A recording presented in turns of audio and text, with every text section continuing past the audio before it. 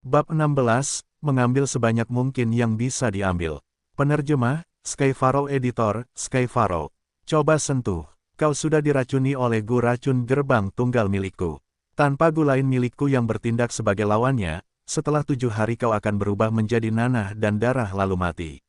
Membandingkan diriku dengan Tuan Flower Wine, aku hanya kentut. Aku pasti sedang tidak sehat, karena tidak mengenali orang yang begitu hebat dan menyinggung Tuan Flower Wine. Tuan Flower Wine, tolong ingat keramah tamahan klanku sebelumnya dan ampuni nyawaku.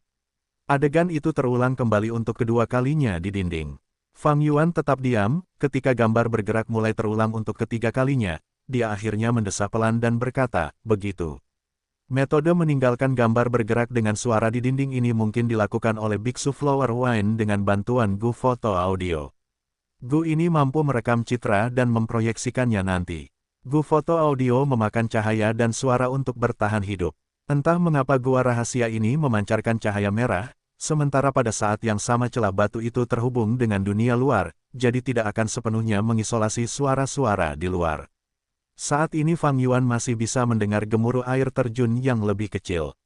Jadi, foto audio Gu dapat terus hidup di gua rahasia ini. Beberapa saat yang lalu ketika Fang Yuan mencabut tanaman merambat yang layu, dia mungkin telah membuat foto audio Gu yang bersembunyi di dinding batu itu khawatir. Selama seseorang tidak bodoh, dengan tebakan belaka orang dapat mengatakan bahwa gambar bergerak ini asli. Saat itu, kepala klan generasi keempat mencoba untuk berkomplot melawan Biksu Anggur Bunga tetapi dia gagal. Setelah dia kalah dalam pertempuran, dia mencoba melakukan serangan diam-diam, meskipun itu berhasil mengusirnya, dia akhirnya mati karenanya. Bagian sejarah ini dianggap memalukan, dan para tetua klan yang masih hidup memutuskan untuk merusak kebenaran. Mereka membalikkan peran kepala klan generasi keempat dan Biksu Anggur Bunga. Biksu Flower Wine menjadi orang yang kalah dalam pertempuran dan mencoba melakukan serangan diam-diam, dan kemudian tewas di tempat. Di sisi lain, pemimpin generasi keempat berubah menjadi pahlawan yang dibenarkan dan sempurna. Namun, cerita ini sendiri memiliki celah besar. Biksu Flower Wine jelas telah tewas di tempat, jadi mayatnya seharusnya berada di tangan klan Gu Yue, tetapi mengapa tumpukan jasad lainnya ditemukan? Dalam kehidupan sebelumnya, Master Gu yang menemukannya mungkin ketakutan setelah melihat gambar bergerak itu. Para tetua yang masih hidup itu telah lama meninggal, tetapi untuk mencegah kebenaran Biksu Flower Wine kembali, kebenaran ini mungkin dirahasiakan oleh petinggi klan. Master Gu itu menyadari bahwa jika dia mengambil harta karun itu sendirian, itu akan menjadi risiko yang sangat besar. Jika orang-orang menyelidiki dan menemukan bahwa dia terlibat dengan Biksu Anggur Bunga di masa depan, petinggi tentu akan mengeksekusinya. Jadi setelah membuat pilihannya, dia tidak berani menyembunyikan harta karun ini, tetapi malah membuat keputusan untuk memberi tahu petinggi. Dengan melakukan itu akan membuktikan kesetiaannya kepada klan. Keadaan selanjutnya juga akan menunjukkan bahwa dia membuat pilihan yang bijaksana. Namun, bahkan jika dia melakukan itu tidak berarti Fang Yuan akan melakukan hal yang sama. Aku melewati masa yang cukup sulit mencari harta karun ini, jadi aku harus mengambil semuanya untuk diriku sendiri. Mengapa aku harus membaginya dengan orang lain? Jadi bagaimana jika aku ketahuan? Tanpa berani mengambil risiko, dari mana kamu akan mendapatkan keuntungan? Master Gu itu benar-benar pengecut. Fang Yuan tersenyum dingin, tidak lagi peduli dengan gambar bergerak yang terus berulang di dinding batu. Dia berbalik dan mengulurkan tangannya, menggunakan kekuatannya untuk mencabut tanaman merambat dan akar yang mati. Sisa-sisa Biksu Anggur Bunga juga terkena dampaknya. Awalnya masih utuh, tetapi sekarang sudah pecah menjadi beberapa bagian. Fang Yuan hampir tidak peduli, dia menendang sepotong tulang kaki yang menghalangi dan berjongkok lagi, mencari-cari sisa-sisanya. Pertama-tama dia menemukan sekantong batu purba. Ketika dia membukanya, dia hanya menemukan 15 buah. Orang tua kikir, gerutu Fang Yuan. Penampilan luar Biksu Anggur Bunga tampak mencolok, tetapi tanpa diduga dia hanya punya sedikit uang. Namun dia segera memikirkan alasannya. Biksu Anggur Bunga mengalami pertempuran sengit, ditambah fakta bahwa dia tercemar oleh Gu Bayangan Bulan, jadi dia pasti menggunakan batu purba untuk menyembuhkan luka-lukanya. Mampu meninggalkan 15 buah sebenarnya sudah tidak buruk. Setelah itu dia menemukan beberapa sisa Gu yang mati. Sebagian besar dari mereka adalah jenis bunga dan rumput, dan semuanya telah layu sepenuhnya. Gu juga makhluk hidup, jadi mereka juga membutuhkan makanan untuk bertahan hidup, dan sebagian besar dari mereka pemilih. Meskipun gua rumput dan gua bunga membutuhkan lebih sedikit makanan, tetapi di gua rahasia ini bahkan tidak ada secercah sinar matahari pun. Dan setelah itu, tidak ada apa-apa. Biksu bunga anggur berada di level yang sama dengan pemimpin klan generasi keempat. Setelah bertarung sengit, dia bertarung dengan sekitar 10 tetua tepat setelahnya. Gunya sendiri sebagian besar dikonsumsi, dan sampai pada tahap ini karena dia ingin menyembuhkan luka-lukanya, dia menumbuhkan gu bunga karung anggur dan gu rumput kantong beras di sini. Namun pada akhirnya karena gu bayangan bulan dia terseret sampai mati. Setelah 300 tahun, gu yang dimilikinya juga mati. Yang tersisa hanyalah gu foto audio di dinding dan cacing likor. Cacing likor ini mungkin bergantung pada gu bunga karung anggur dan nyaris tidak bertahan hidup hingga hari ini. Namun, saat gu bunga karung anggur layu satu persatu, ia juga kehilangan persediaan makanannya. Hal ini mendorong cacing likor untuk keluar dan mencari bunga karung anggur liar. Kemudian pada malam itu, ia tertarik oleh aroma anggur bambu hijau dan muncul di hadapan Fang Yuan. Gu foto audio hanya dapat merekam sekali, karena ini adalah gu sekali pakai. Sepertinya cacing likor adalah perolehan terbesarku di sini, tidak heran Gu Master memutuskan untuk melapor ke klan. Sepertinya itu karena keuntungannya terlalu kecil, dan tidak sepadan dengan risiko sebesar itu. Semacam pemahaman muncul di hati Fang Yuan. Dalam ingatannya, Gu Master itu sudah menjadi Gu peringkat 3, sedangkan cacing likor hanyalah Gu peringkat 1. Bagi Fang Yuan, itu lebih berharga, tetapi bagi Gu Master itu sama sekali bukan apa-apa. Namun, jelas bahwa karena laporannya, klan memberinya hadiah besar. Haruskah aku juga memberitahu klan? Fang Yuan berpikir sejenak, lalu menyingkirkan ide ini. Harta karun biksu bunga anggur tampaknya hanya cacing likor dan batu purba, tetapi bukan itu masalahnya. Hal yang paling berharga sebenarnya adalah dinding yang menyembunyikan gu foto audio. Dengan kata lain, itu adalah gambar bergerak yang tidak berhenti berulang di dinding. Gambar ini sepenuhnya dapat dijual ke desa-desa lain. Percayalah pada kenyataan bahwa petinggi dari 2 desa lain di Gunung Qingmao pasti sangat tertarik dengan bukti semacam ini yang dapat berdampak keras pada keyakinan sebuah klan. Apa, Anda mengatakan sesuatu tentang rasa kesetiaan dan kehormatan kepada klan? Saya sangat menyesal, Fang Yuan tidak memiliki sedikit pun rasa itu. Selain itu, gambar bergerak ini bahkan bukan semacam kekuatan kuat yang dapat menghancurkan seluruh klan, itu tidak akan menimbulkan banyak kerusakan substansial. Sifat acuh tak acuh klan juga tidak akan memandang Fang Yuan dengan penting. Dia perlu mengandalkan kerja kerasnya sendiri dan menemukan sumber daya kultivasi. Pada tahap awal kultivasi dia perlu lebih banyak meminjam kekuatan di sekitarnya. Mengandalkan klan, hehe. Fang Yuan mencibir dalam hatinya, bagaimana aku bisa begitu naif seperti kehidupan masa laluku. Jangan bergantung pada siapapun, kamu harus mengandalkan dirimu sendiri untuk segala hal di dunia ini. Setelah memastikan bahwa dia telah mengacak-acak setiap sudut gua, Fang Yuan memulai perjalanannya kembali mengikuti jalan pulang yang semula. Bertahan melawan tekanan air dan melewati batu besar, dia kembali keluar gunung. Melihat kembali batu besar ini, Fang Yuan tiba-tiba teringat akan kehidupan masa lalunya. Dikatakan bahwa jasadnya ditemukan di sebuah gua rahasia bawah tanah. Tapi bagaimana tempat ini bisa berada di bawah tanah? Itu jelas berada di bagian dalam dinding gunung. Tidak heran dia tidak dapat menemukannya selama 7 hari berturut-turut meskipun dia telah membuang begitu banyak tenaga. Sepertinya di kehidupan sebelumnya setelah klan mengetahui tentang tempat ini, hal pertama yang mereka lakukan adalah menghancurkan tembok dengan gambar itu, dan kemudian menyebarkan kebenaran yang penuh dengan kebohongan untuk menyesatkan anggota klan. Untuk dapat menemukan tempat ini malam ini sebagian karena keberuntungan, sebagian karena kerja keras, dan alasan terbesarnya adalah anggur bambu hijau. Anggur bambu hijau ini benar-benar kaya, dapat dikatakan sebagai yang terbaik di Gunung Qingmao. Mungkin di kehidupan sebelumnya, setelah guru Gu itu kehilangan kekasihnya, anggur yang dia minum adalah anggur ini. Namun semua ini tidak lagi penting. Harta karun biksu anggur bunga telah digali dan digeledah oleh Fang Yuan, meskipun pada akhirnya agak mengecewakan, itu juga masuk akal. Yang terpenting adalah bahwa tujuan awal Fang Yuan, cacing likor, ada di tangannya, dan barang yang paling dia butuhkan, batu purba, juga didapatkan. Selanjutnya, Aku harus bertekad untuk tinggal di penginapan untuk menyempurnakan Gu ini. Selama aku memiliki Gu yang penting, aku dapat kembali ke akademi dan memenuhi syarat untuk tinggal di asrama akademi. Aku juga dapat meminjam sumber daya klan untuk berkultivasi. Aku hanya dapat tinggal di penginapan ini 1 atau 2 kali, jika aku tinggal terlalu lama, biayanya akan terlalu mahal. Fang Yuan merenung, langkah kakinya tidak pernah berhenti saat dia bergegas kembali ke desa. Awalnya dia hanya memiliki 2 batu purba, tetapi sekarang dia memperoleh 15 buah, jadi totalnya menjadi 17 buah. Tetapi bagi seorang Master Gu, sejumlah kecil batu purba ini tidak berarti apa-apa. Bab 17 mulai memurnikan cacing likor. Penerjemah, Sky Pharaoh Editor, Sky Pharaoh. Dengan bakat kelas C-ku, jumlah laut purba di celah itu hanya 44%. Kecepatanku menghabiskan saripati purba jauh lebih cepat daripada tingkat pemulihanku sendiri.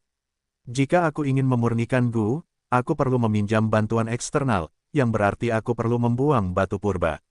Semakin lemah keinginan Gu, semakin kecil perlawanannya, semakin mudah bagiku untuk memurnikannya.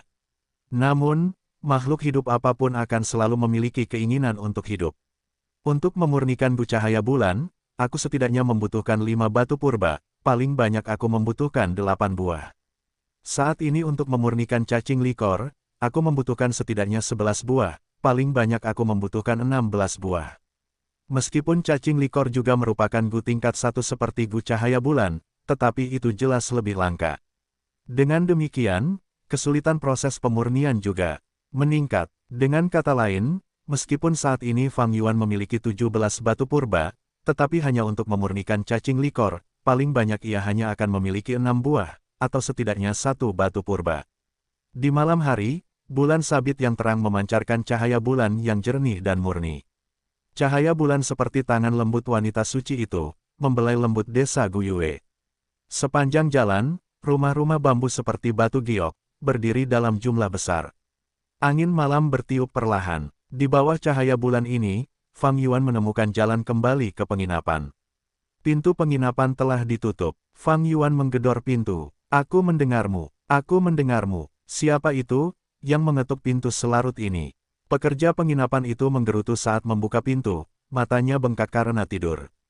Tetapi ketika dia melihat Fang Yuan berdiri di pintu, semua ketidaksenangan dan kantuk dari ekspresinya berubah, dan dia membungkukkan pinggangnya dan berkata dengan senyum menyanjung, "Ah, itu tuan mudanya." Anak kecil ini sangat beruntung bisa membuka pintu untuk tuannya. Fang Yuan menganggukkan kepalanya, ekspresinya dingin dengan ketidakpedulian, dan berjalan masuk ke penginapan. Ekspresinya membuat pekerja itu tertawa dengan cara yang lebih rendah hati, dan dia mengambil inisiatif untuk bertanya, "Tuanku, apakah Anda lapar? Apakah Anda ingin saya memberitahu dapur dan membuat beberapa hidangan kecil untuk Anda sebagai makan malam?" "Tidak perlu." Fang Yuan menggelengkan kepalanya dan hanya memerintahkan, "Pergi dan siapkan air panas untukku, aku ingin membersihkan diri." "Ya." Pekerja itu segera mengangguk, "Tuanku, pergilah ke kamar Anda terlebih dahulu. Saya jamin, air panas akan segera dikirim." Fang Yuan mengeluarkan suara persetujuan dan menaiki tangga, menuju ke lantai 2. Pekerja itu memperhatikan punggung Fang Yuan, kedua matanya berkilauan dalam cahaya, memperlihatkan ekspresi cemburu. "Ini adalah seorang Gu Master, oh andai saja aku punya bakat untuk berkultivasi, betapa hebatnya itu." Dia mengepalkan tinjunya, mendesah dalam-dalam. Kata-kata ini melayang ke telinga Fang Yuan dan dia tersenyum getir dalam hatinya. Seorang Gu Master memiliki kekuatan untuk melampaui manusia biasa, menjadi manusia yang lebih tinggi dari manusia biasa, tetapi dalam proses ini harga yang harus dibayar juga sangat tinggi.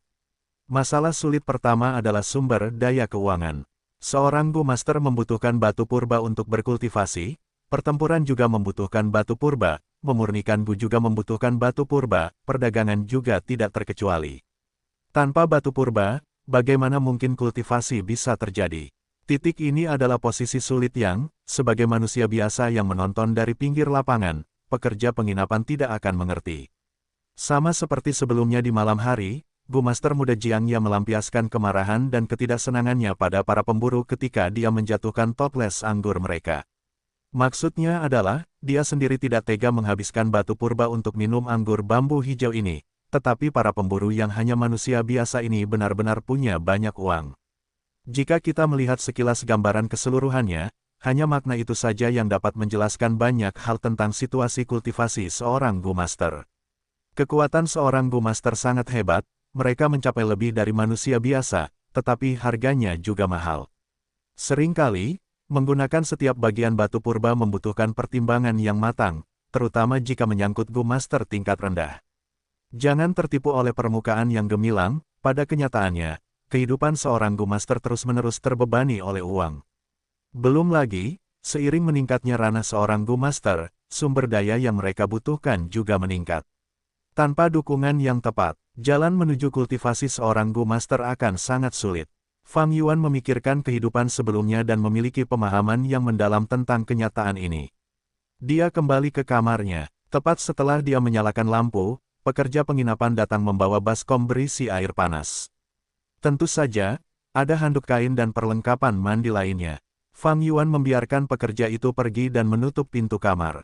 Dia menurunkan kait pintu, membersihkan diri, dan bangkit ke tempat tidurnya. Meskipun tubuhnya terasa sedikit lelah, hatinya masih berkobar dengan gelombang kegembiraan. Akhirnya aku berhasil mendapatkan cacing likor. Cacing likor lebih langka daripada Gu cahaya bulan, karena dalam arti tertentu cacing ini adalah Gu yang meningkatkan bakat terpendam seorang Master Gu. Fang Yuan duduk bersila di tempat tidur dan mengeluarkan cacing likor. Cacing likor masih tertidur lelap. Ukuran tubuhnya sedikit lebih besar daripada Gu cahaya bulan, lembut dan putih seperti ulat sutra. Di bawah cahaya, tubuhnya diselimuti lapisan cahaya redup yang bergetar, seperti kilau mutiara yang lembut. Dua mata kecil yang menyerupai dua biji wijen hitam terpasang di kepala putihnya yang gemuk, membuatnya tampak sangat naif. Ditaruh di tangannya, benda itu tidak berat. Beratnya sekitar setengah telur ayam. Saat menciumnya dengan saksama, tubuhnya mengeluarkan aroma anggur. Aroma ini bukanlah aroma anggur bambu hijau, melainkan aroma cacing likor itu sendiri. Aromanya samar dan berkabut, seolah-olah tidak ada di sana. Hidung Fang Yuan berkedut saat dia menghirup aroma cacing likor. Aroma anggur bergerak lurus ke bawah ke dalam lubang, memasuki laut purba tembaga hijau. Laut purba itu melonjak dan beriak sejenak, dengan cepat menyerap anggur. Kilauan saripati purba yang murni dan halus dihasilkan. Saripati purba lainnya berwarna hijau zamrud, bersinar dengan kilau tembaga metalik. Namun saripati purba ini berwarna hijau pucat, dan lebih kental daripada saripati purba aslinya.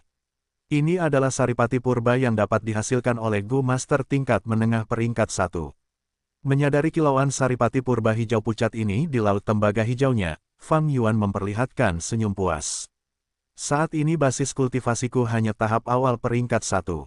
Namun, dengan kondensasi cacing likor, setelah esensi purba dimurnikan, aku akan dapat memiliki esensi purba alam tengah peringkat 1. Keindahan manfaat ini adalah sesuatu yang tidak dapat dikatakan dalam satu atau dua kalimat. Namun, segera, dia menarik kembali senyumnya. Namun, saat ini aku belum sepenuhnya menguasai cacing likor. Hanya ketika aku memurnikan cacing likor dan mengubahnya menjadi Gu vitalku, maka aku akan dapat menggunakannya dengan bebas dan kemudian dengan efisiensi maksimum, memurnikan esensi purbaku. Berpikir sampai pada titik ini, dia tidak lagi ragu-ragu dan mulai mengeluarkan semburan esensi purba tembaga hijau dari laut purbanya. Esensi purba itu melilit cacing likor dengan erat, membawanya ke udara di hadapan Fang Yuan, dan mulai menyerang tubuhnya. Cacing likor merasakan hidupnya dalam bahaya dan segera terbangun.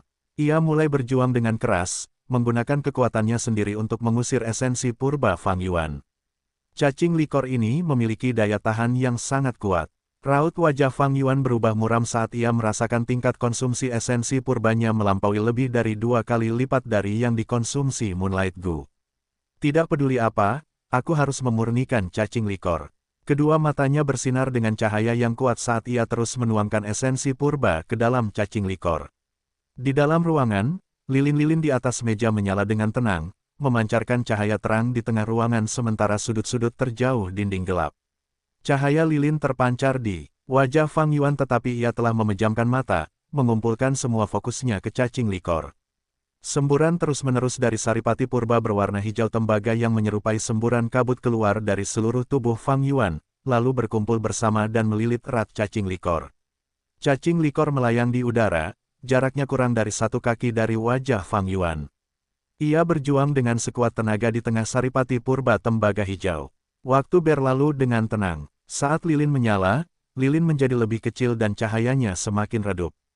Bulan sabit di luar jendela perlahan-lahan terbenam, dan kemudian hari baru tiba. Cahaya pagi menyelinap melalui celah sempit di jendela dan bersinar ke dalam ruangan. Rasanya seperti jendela memiliki tepi yang terang. Fang Yuan membuka matanya dan menatap cacing likor di depannya. Tubuh putih cacing likor memiliki warna hijau. Ini adalah hasil usaha Fang Yuan setelah setengah malam. Namun jelas bahwa volume warna hijau ini bahkan tidak 1% dari tubuh cacing likor. Wajah Fang Yuan tampak muram. Kemauan cacing likor ini terlalu ulet dan daya tahannya sangat kuat. Dengan kata lain, ini melampaui batas Gu tingkat 1. Gu ini kemungkinan besar adalah Gu Vital Biksu Flower Wine. Biksu Flower Wine adalah master tingkat 5, jadi cacing likor ini awalnya adalah tingkat 5, tetapi karena ia melewati bertahun-tahun tanpa cukup makanan, cukup kenyang di satu saat dan kelaparan di saat berikutnya, jadi nilainya juga turun. Sekarang ia berada di tingkat-tingkat 1, tetapi kemauannya masih sekuat batu. Fang Yuan telah menebak kebenarannya. Cacing likor ini awalnya adalah Gu Vital Biksu Flower Wine. Kemauan aslinya telah dihapus bersih dan disempurnakan sampai akhir, ia telah menemani Biksu Flower Wine di semua pertempurannya, melewati dunia bawah tanah. Setelah Biksu Flower Wine meninggal, kemauannya yang kuat terus ada di dalam cacing likor. Sekarang dengan Fang Yuan yang mencoba memurnikan cacing likor, itu sebenarnya berarti melawan kemauan Biksu Flower Wine. Ini jauh lebih sulit daripada mencoba memurnikan Gu alami. Kemauan manusia pada umumnya lebih kuat daripada Gu alami. Ketika menghadapi kematian, manusia mampu menghasilkan kekuatan yang bahkan mereka sendiri tidak dapat bayangkan. Belum lagi Biksu Bunga Anggur adalah seorang master dari faksi iblis. Dia datang dan pergi sendiri, naik turun di dunia bawah tanah. Kemauannya lebih ulet daripada para master setingkatnya dari faksi benar. Untuk memurnikan cacing likor ini dalam sebulan tidak mungkin, kecuali ada master kuat yang dapat menggunakan napas Gu peringkat 2 atau 3 untuk menekan cacing likor ini dan menekan kemauan di dalam tubuh cacing hingga batas terendah. Di bawah bantuan seperti ini, apakah aku dapat melakukan 2 kali lipat dengan setengah usaha? Saat dia merenung, Fang Yuan tidak bisa menahan diri untuk tidak mendesah. Orang tuanya telah meninggal saat bibi dan pamannya berkomplot melawannya. Dia sendiri tidak memiliki dukungan apapun, jadi di mana mungkin dia bisa mendapatkan bantuan eksternal. Jika dia memiliki bakat kelas A, mungkin masih ada kesempatan, tetapi dia hanya memiliki bakat kelas C. Semua orang di klan tidak optimis tentangnya, jadi siapa yang bersedia mengeluarkan energi seperti itu untuk datang dan membantunya. Yang lebih penting, dia tidak dapat mengungkap keberadaan cacing likor. Tidak ada cacing likor di desa Guyue, dan Fang Yuan tidak dapat menjelaskan tentang asal-usul cacing likor ini. Jika terungkap, ada kemungkinan besar petinggi akan mengetahuinya dan menghubungkannya dengan kasus Biksu Anggur Bunga. Terlalu mudah untuk memikirkan hubungan antara keduanya. Berdasarkan fakta ini, 17 batu purba tidak akan cukup. Aku membutuhkan setidaknya 30 batu purba. Sungguh merepotkan, tetapi tidak peduli seberapa sulitnya, aku masih ingin memurnikan cacing likor ini. Kemauan Fang Yuan sendiri bagaikan logam, dan dia sudah bertekad untuk memurnikan cacing likor. Pentingnya Gu Vital itu sangat besar. Itu akan sangat memengaruhi masa depan arah kultivasi seorang Gu Master. Meskipun cacing likor bukanlah pilihan terbaik di dunia untuk Gu Vital, itu masih jauh lebih baik daripada Gu Cahaya Bulan. Itu juga merupakan pilihan terbaik dalam situasi Fang Yuan saat ini. Geraman. Pada saat ini perut Fang Yuan mengeluarkan suara protes. Setelah semalaman tidak tidur dan berusaha keras memurnikan cacing likor, Fang Yuan secara alami merasa lapar. Kurasa aku akan pergi dan mengisi perutku terlebih dahulu dan memikirkan cara untuk mengumpulkan batu purba. Fang Yuan mengusap perutnya dan turun ke bawah. Dia pergi ke kafetaria dan memilih tempat duduk di sudut, memesan beberapa jenis hidangan sarapan. Tepat saat dia mulai makan, adik laki-lakinya Gu Yue Fang Zheng muncul. "Kakak, mengapa kamu tinggal di penginapan? Mengapa kamu tidak pulang dan tidur tadi malam?" Saudaranya sangat terus terang, nadanya mengandung makna bahwa dia menuntut penjelasan bab 18, biarkan masa lalu menghilang seperti asap. Penerjemah, Skyfaro Editor, Skyfaro. Menghadapi pertanyaan saudaranya, Fang Yuan tidak berbicara, dia terus menyantap sarapannya. Dia tahu karakter adiknya, Fang Zheng bukanlah seseorang yang bisa menjaga ketenangannya. Benar saja Fang Zheng melihat bahwa kakaknya bahkan tidak berkedip padanya, seolah-olah Fang Yuan berpura-pura dia adalah udara. Pada saat berikutnya dia memanggil dengan nada penuh ketidaksenangan, "Kakak, apa yang kamu lakukan pada Shen Cui? Sejak dia keluar dari kamarmu kemarin, dia menangis di mana-mana. Ketika aku menghiburnya, dia semakin menangis." Fang Yuan menatap adiknya, wajahnya tanpa ekspresi. Fang Zheng mengerutkan kening, menatap tajam ke arah kakaknya, menunggu jawabannya. Suasana menjadi semakin tegang, tetapi Fang Yuan hanya menatapnya sebentar sebelum dia menundukkan kepalanya dan terus makan. Adik laki-laki Fang Zheng langsung bingung. Sikap Fang Yuan jelas merupakan penghinaan yang tidak terselubung terhadapnya. Karena malu dan frustrasi, dia memukul meja dengan tangannya, berteriak keras, "Guyue Fang Yuan, bagaimana bisa kau bersikap seperti ini? Shen Cui sebagai gadis pelayan telah melayanimu selama bertahun-tahun, aku telah melihat kelembutan dan perhatiannya padamu. Ya, aku tahu kau merasa kehilangan, dan aku dapat memahami perasaanmu yang sedih. Ya, kau hanya bakat kelas C, tetapi itu tidak berarti kau dapat melampiaskan amarahmu pada orang lain hanya karena kemalanganmu sendiri.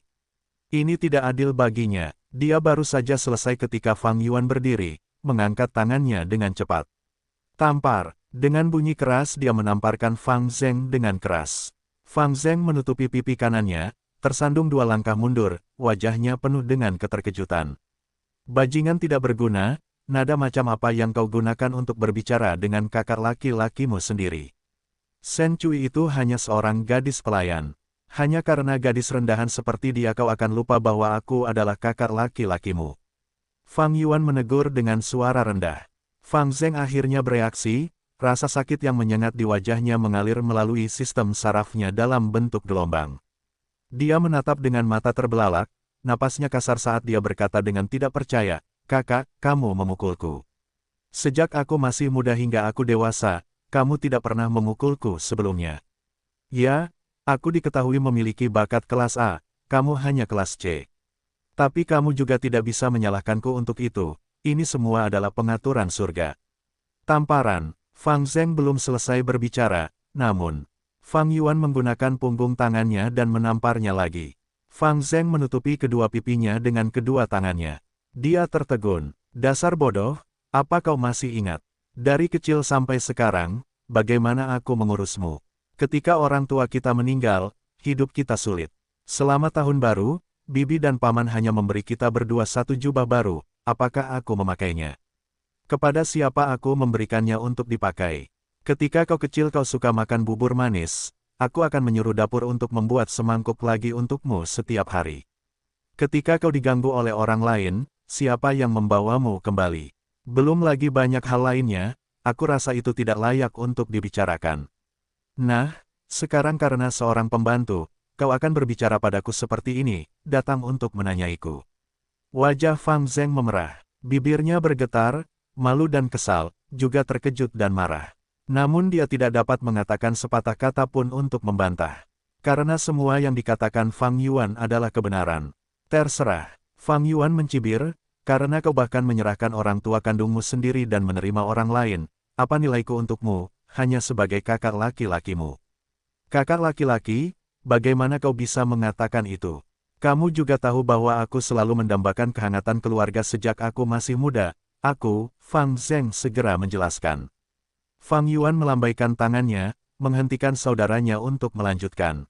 "Mulai hari ini dan seterusnya, kamu bukan adik laki-lakiku, dan aku bukan lagi kakak laki-lakimu."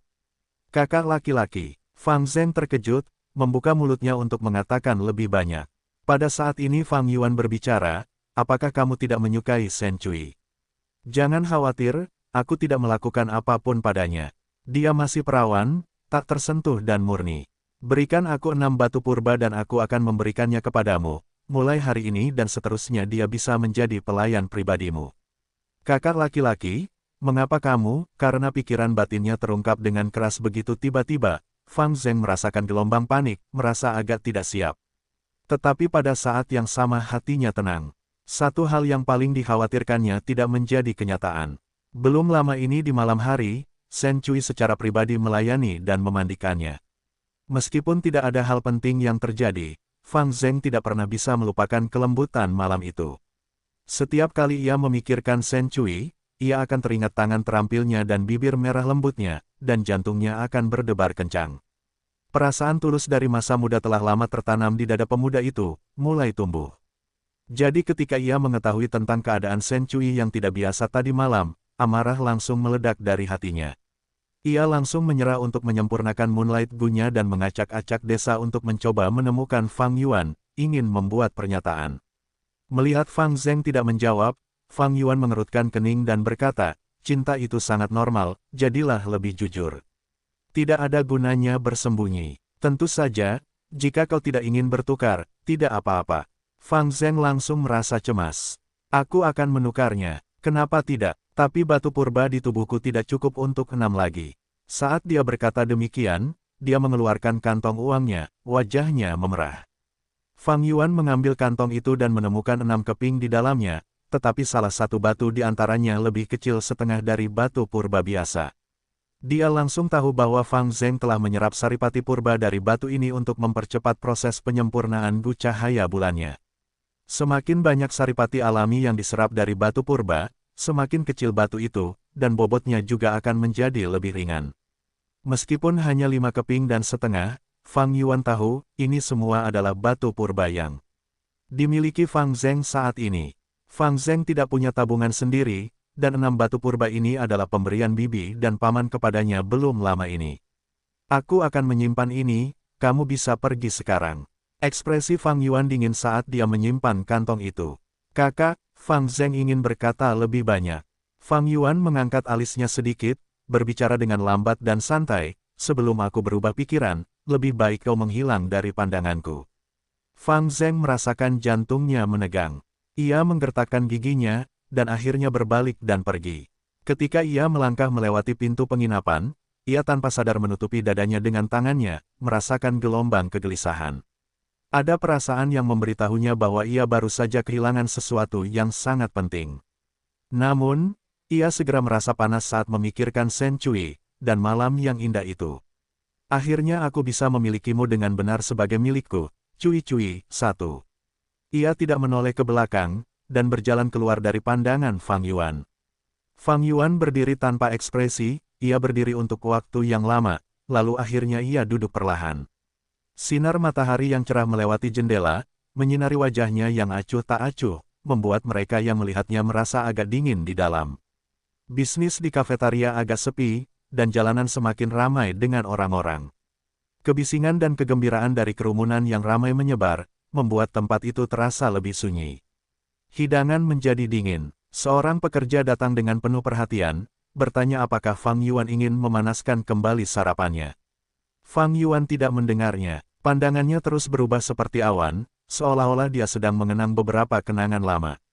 Pekerja itu menunggu beberapa saat. Tetapi ketika dia melihat Fang Yuan dalam keadaan tidak sadar, tidak pernah mengucapkan sepatah kata pun, dia hanya bisa menggosok hidungnya dan berjalan pergi dengan kesal. Setelah waktu yang lama, mata Fang Yuan kembali fokus. Kenangan masa lalu di hatinya seperti asap, mereka telah menghilang. Dia kembali ke dunia nyata sekali lagi.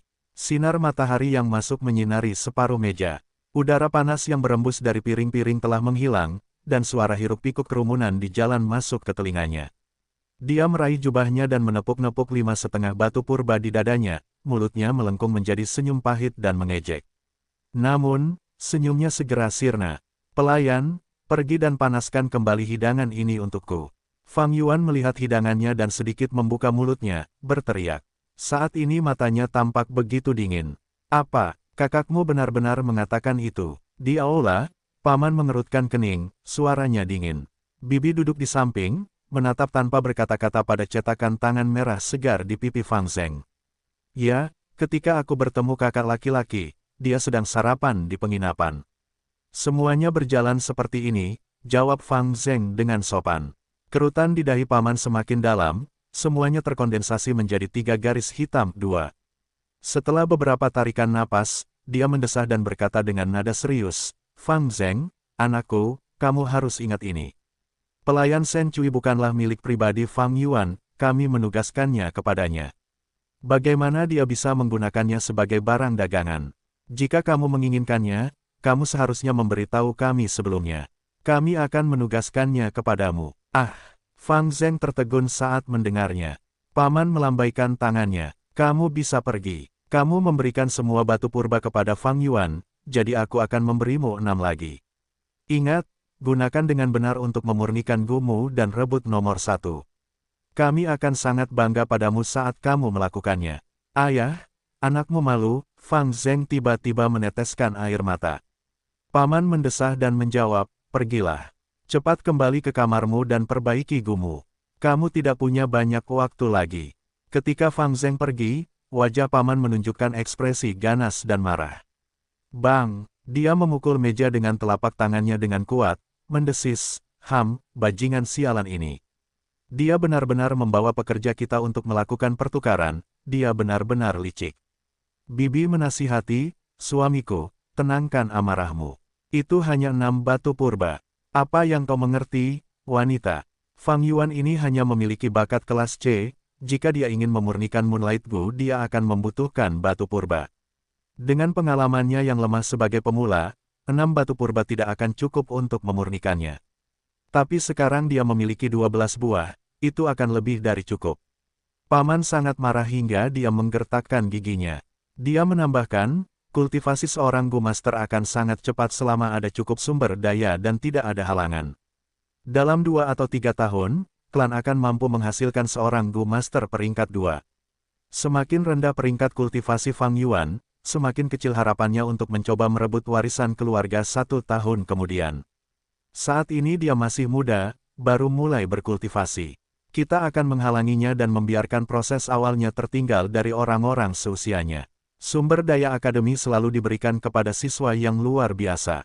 Dengan bakat terpendamnya, begitu dia jatuh, dia tidak akan bisa mendapatkan sumber daya apapun.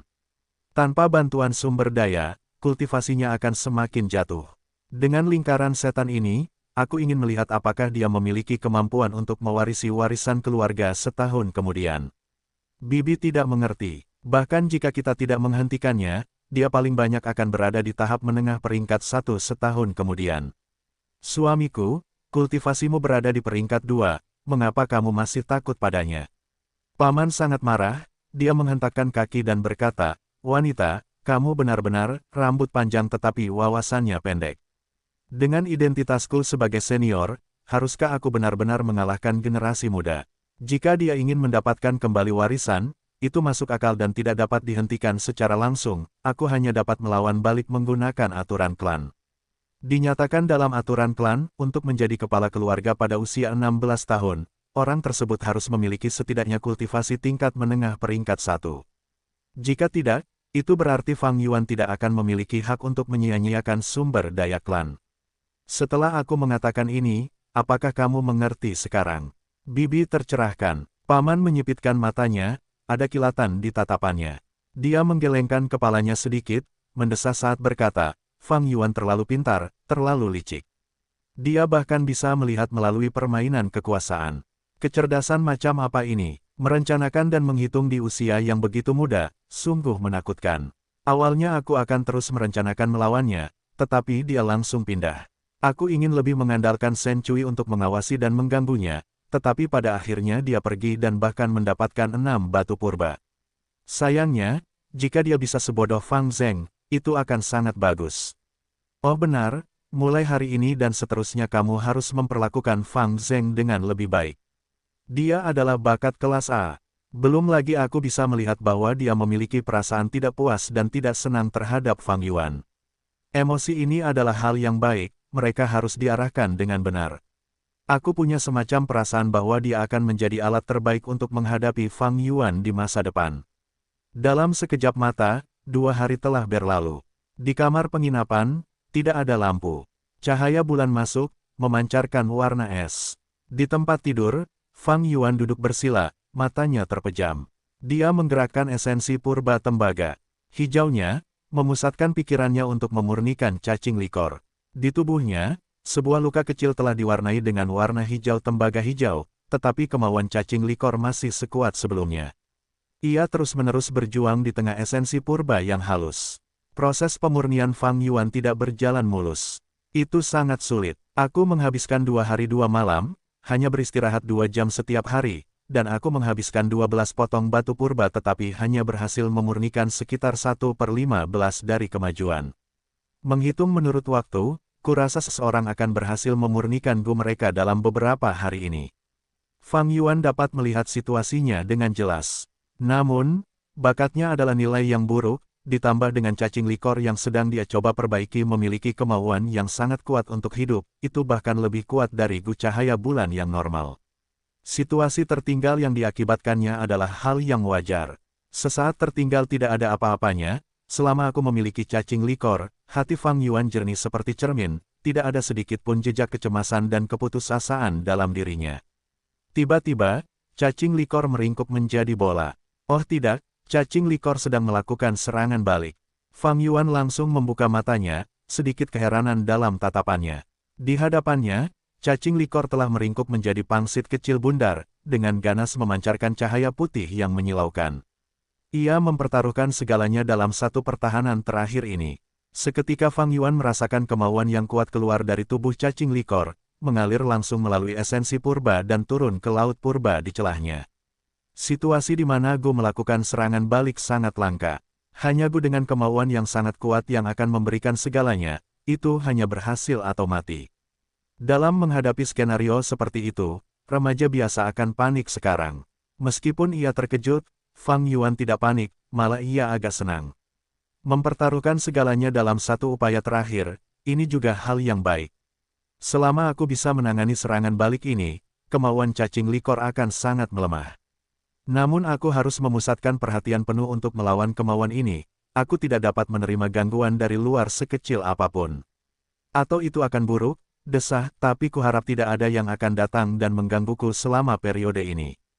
Pikirannya mantap, dia siap untuk mengumpulkan esensi purba di celahnya, siap menerima kemauan cacing likor. Dia akan terjerat dengannya dan melawannya 300 ronde. Tetapi pada saat ini, sebuah peristiwa ajaib terjadi. Di tengah celahnya, tepat di atas laut tinggi di udara, seekor Gu muncul. Ledakan, napas yang kuat dan perkasa meletus dari Gu ini. Napas ini seperti bima sakti yang mengalir keluar, dan air banjir mengalir deras dari pegunungan. Namun, itu juga seperti binatang buas yang mengerikan yang martabatnya tersinggung yang membuka mata merahnya yang merah dan melihat sekeliling untuk melihat siapa yang berani melanggar wilayahnya. Ini adalah jangkrik musim semi musim gugur. Melihat Gu ini, Fang Yuan benar-benar terkejut. 1. Cui-cui hanyalah cara sayang untuk memanggil Shen Cui. 2. Novel itu mengatakan Downing Cheng Lei Ge Chuan Si, yang berarti diringkas menjadi kata cuan. Kata-kata Cina kadang-kadang digunakan untuk menggambarkan sesuatu. Catatan penulis, dia mengucapkan terima kasih kepada sekelompok orang. Saya akan terus maju, 3 tahun, 6 tahun, 9 tahun, dalam periode waktu ini, beberapa dari Anda mungkin pergi untuk sementara dan beberapa akan selalu tinggal. Dalam proses kehidupan manusia yang sibuk, kita terus-menerus menandai keberadaan kita yang konstan, dan kita semua membuktikan satu sama lain bahwa kita telah hidup sebelumnya. Saya membayangkan skenario seperti ini, ketika kita sudah tua, kalian semua akan melihat ide Gu Zhenren ini, dan akan tertawa dalam hati, oh, itu dia, ketika saya masih muda saya pernah membaca bukunya sebelumnya. Saya bahkan memberinya suara rekomendasi. Mungkin saya akan membuka tata letak saya sebelumnya dan melihat semua ide yang familiar ini, yang telah memberi penghargaan, suara, dan komentar sebelumnya. Saya akan mengenang saat-saat ketika saya menulis sendirian, nama-nama ini adalah teman perjalanan saya yang panjang dan sulit, memberi saya cahaya kecil yang hangat. Di sini, di dalam buku ini ada sedikit perubahan kecil. Fang Yuan akan mulai benar-benar menunjukkan gayanya yang unik. Mereka yang mampu membaca sampai di sini telah ditakdirkan. Saya jamin di sini, buku ini akan menjadi semakin menarik. Bab 19, Gu Vital peringkat 6, Jangkrik musim semi musim gugur. Penerjemah, Sky Pharaoh. Editor, Sky Pharaoh. Selama proses pemurnian, Gu melakukan serangan balik. Pada saat ini, cacing likor yang mewarisi kemauan yang sangat kuat dari biksu bunga anggur menyerbu celahnya, dengan berani melakukan serangan balik pada Fang Yuan. Tekad yang kuat ini turun dari atas, melonjak ke bawah menuju dasar celah tempat laut purba tembaga hijau berada. Ombak di laut berjatuhan, memicu semburan air pasang yang tinggi. Di bawah kemauan Fang Yuan, sejumlah besar esensi purba naik ke langit dan berkumpul bersama, membentuk gelombang monster yang menjulang tinggi, dengan berani menerima kemauan cacing likor yang masuk. Tepat saat kedua belah pihak akan bertabrakan dengan kejam di tengah celah, gambar samar cacing gu muncul di area kosong di antara kedua energi. Ini adalah jangkrik. Tubuh jangkrik itu tidak besar, jika Moonlight Gu digambarkan sebagai kristal biru berbentuk seperti bulan melengkung, maka jangkrik ini akan menjadi kerajinan halus yang terbuat dari kayu palem dan daun pohon oleh seorang pengrajin ahli.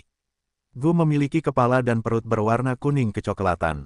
Permukaannya memiliki tekstur seperti lingkaran pertumbuhan pohon, seolah-olah telah menyaksikan tahun yang tak terhitung jumlahnya.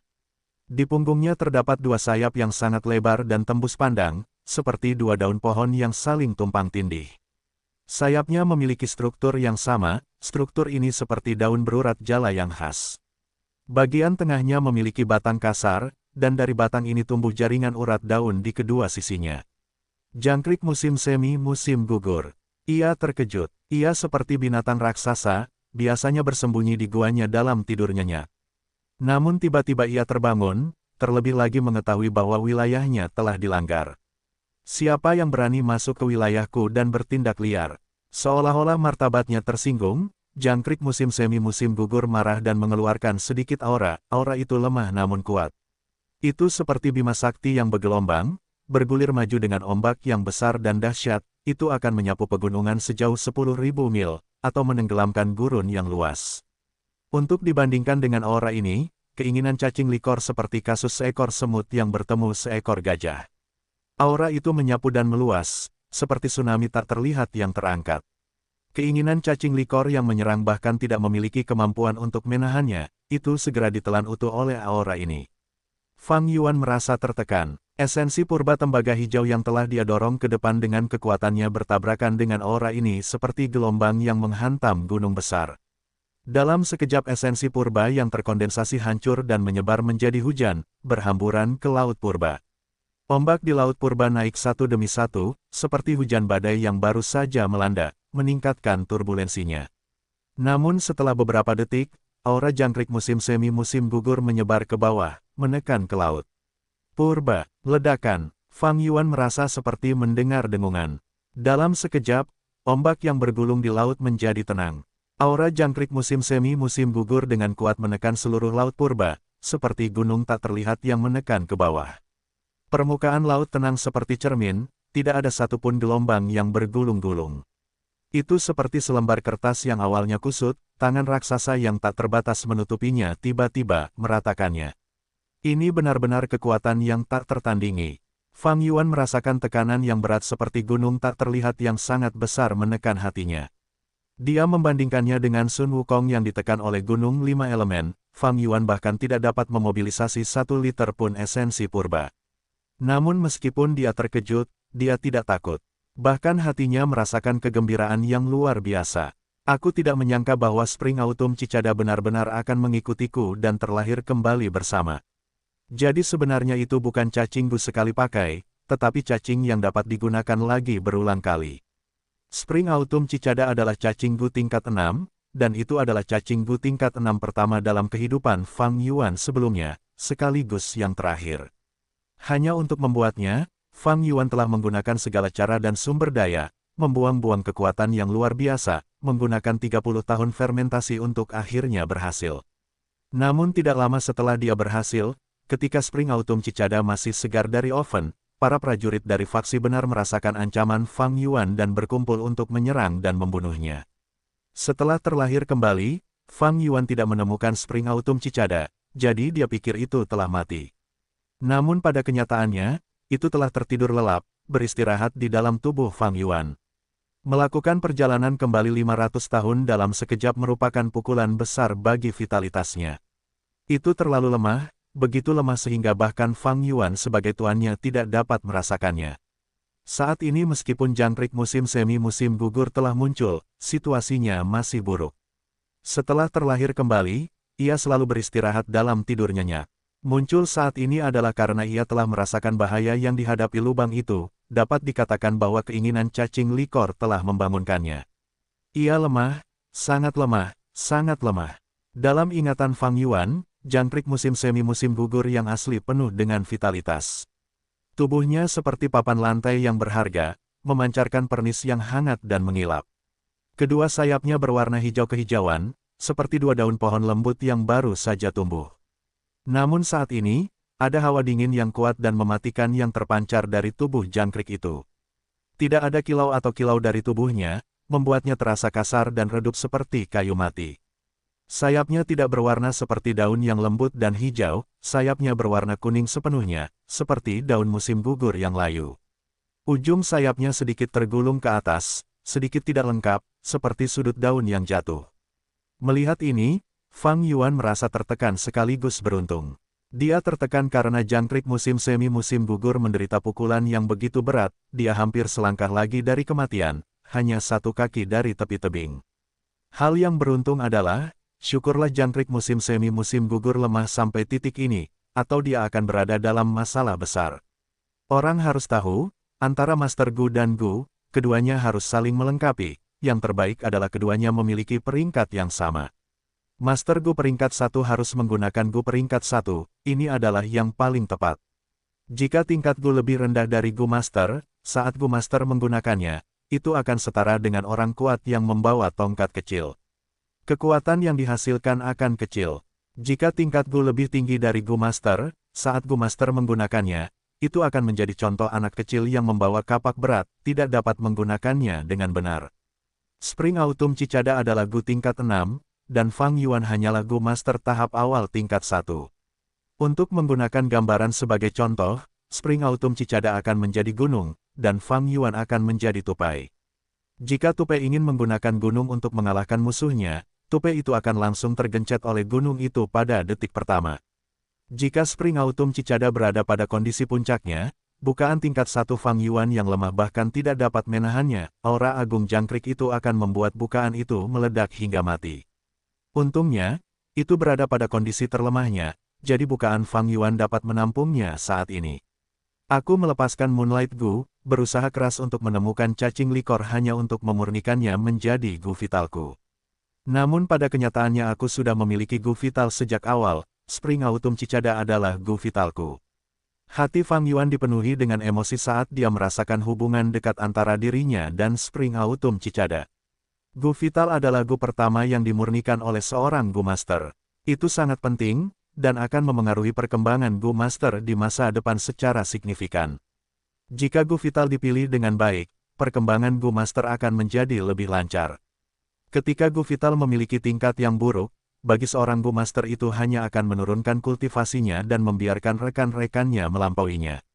Yang lebih penting adalah itu akan memengaruhi masalah hidup dan mati dalam pertempuran.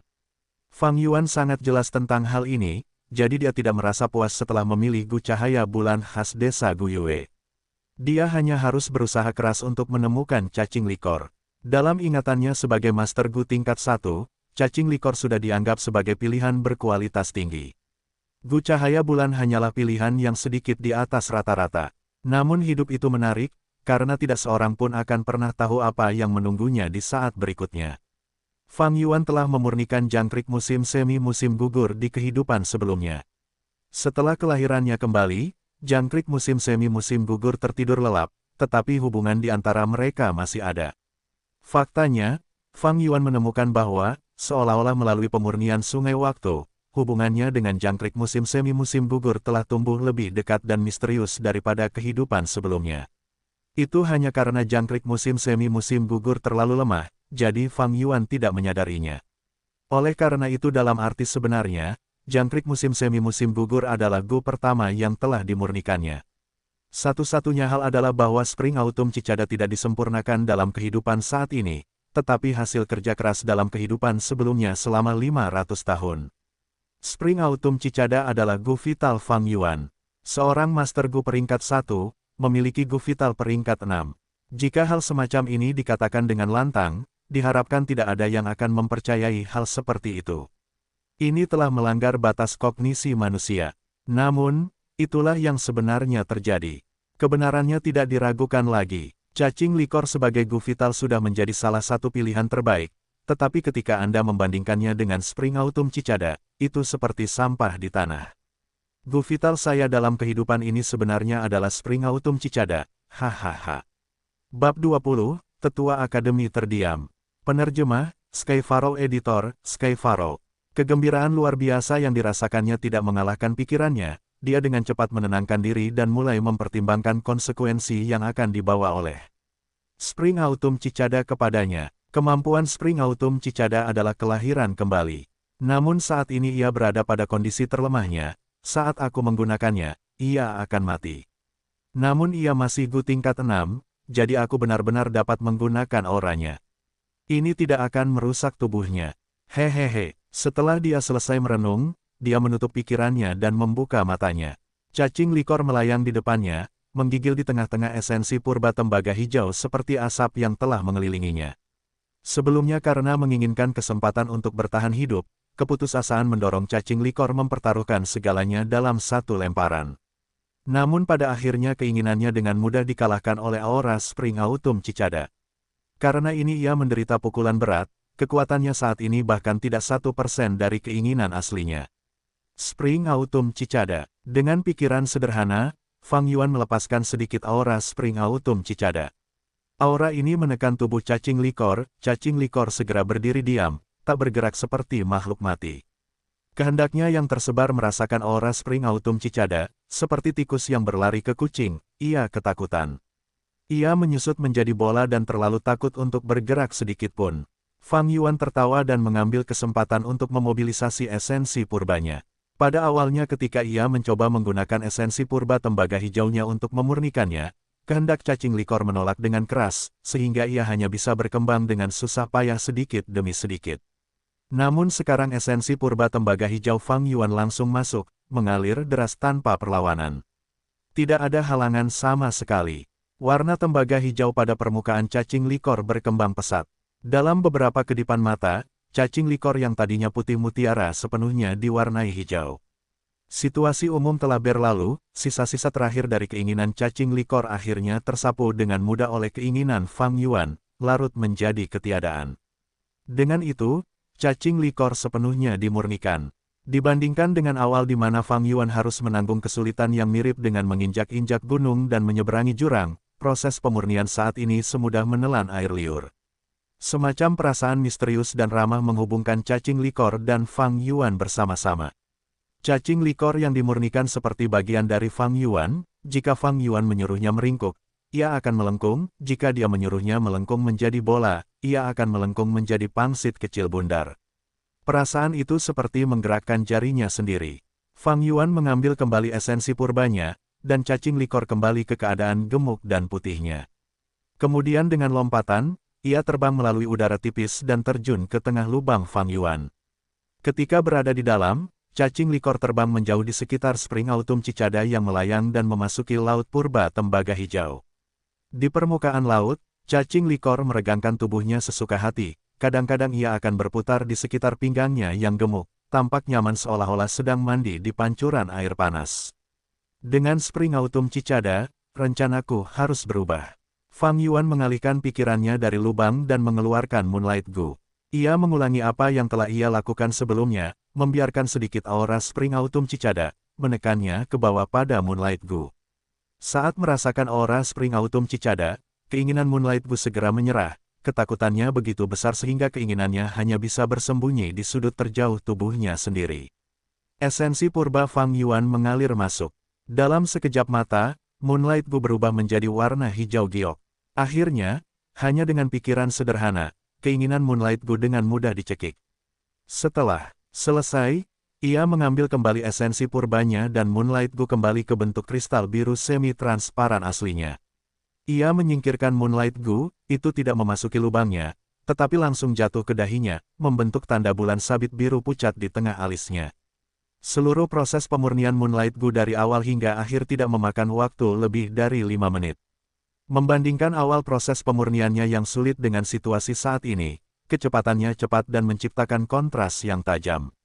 Tidak hanya sangat cepat, konsumsi esensi purba juga sangat sedikit. Selama beberapa hari terakhir, Fang Yuan telah mengonsumsi 6 potong batu purba hanya untuk memurnikan cacing likor. Tetapi malam ini, Sementara Fang Yuan dapat melihat dasar laut purba di lubangnya, ia tidak menggunakan satu batu pun. Haha, dengan Spring Autumn Cicada di tangan, semudah mendapatkan bantuan dewa. Setelah hari ini yang perlu kulakukan hanyalah menggunakan auranya untuk menekan, Gu peringkat 1 mana pun akan mudah disempurnakan. Meskipun aku hanya memiliki bakat kelas C, aku tidak perlu meminjam bantuan batu purba. Perbedaan antara dulu dan sekarang seperti langit dan bumi. Suasana hati Fang Yuan gembira. Saat ini situasinya seperti menyingkirkan kabut dan awan untuk melihat langit biru. Meskipun Spring Autumn Cicada berada pada titik terlemahnya, ia masih merupakan Gu peringkat 6. Harimau yang tumbang masih meninggalkan ancaman, kapal yang bernanah masih memiliki 3 pon paku, 1. Hanya mengandalkan auranya, kultivasi Fang Yuan mulai hari ini dan seterusnya akan menerima kekuatan pendorong yang besar. Pada saat ini, bulan di luar jendela tampak cerah dan bintang-bintang hanya sedikit. Cahaya bulan mengalir melalui jendela, menyinari wajah Fang Yuan. Awalnya kupikir aku tidak akan bisa mendapatkan nomor 1, tetapi jalannya berliku-liku dan berbelok tanpa diduga. Waktu tidak menunggu siapapun. Aku harus pergi ke akademi sekarang dan menerima hadiah utama. Mata Fang Yuan berbinar. Dengan sebuah pikiran, jangkrik musim semi musim gugur menghilang dari pandangan dan menghilang sekali lagi, kembali ke tidur nyenyaknya. Kemudian dia memanggil cacing likor dan menyembunyikannya di sudut tempat tidurnya. Ini untuk mencegah pemeriksaan yang tidak perlu di akademi. 15 menit kemudian, di akademi klan.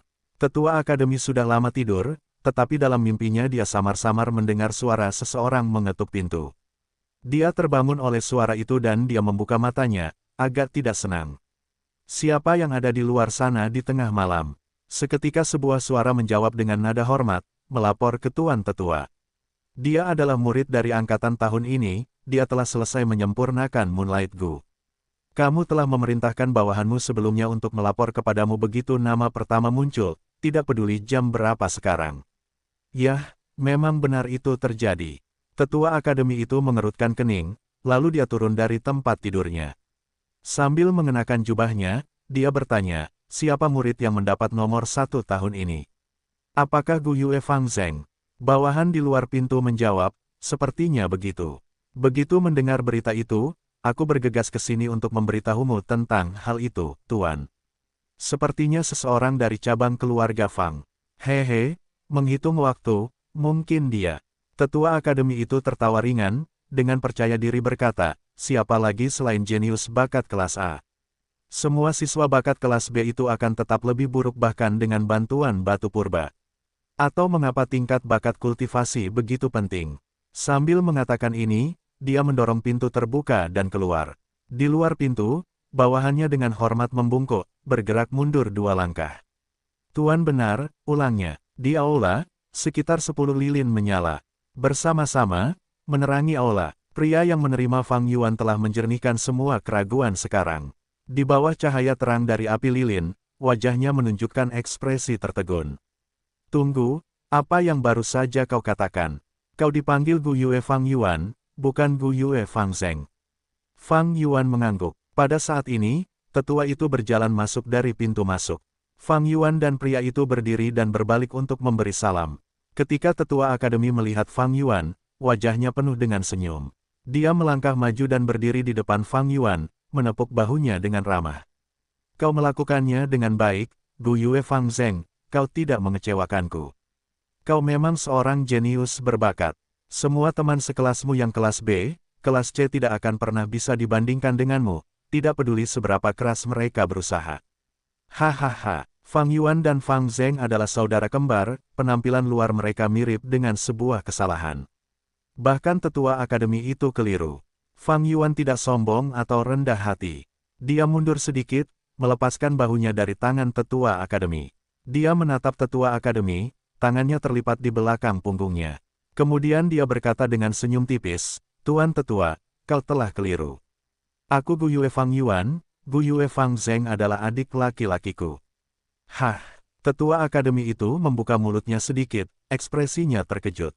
Dia menatap Fang Yuan dengan ragu, alisnya berubah menjadi cemberut. Setelah beberapa napas, dia akhirnya berbicara. Kau Gu Yue Fang Yuan.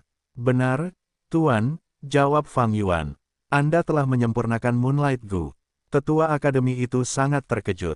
Kedua matanya menatap tajam ke tanda bulan sabit di dahi Fang Yuan.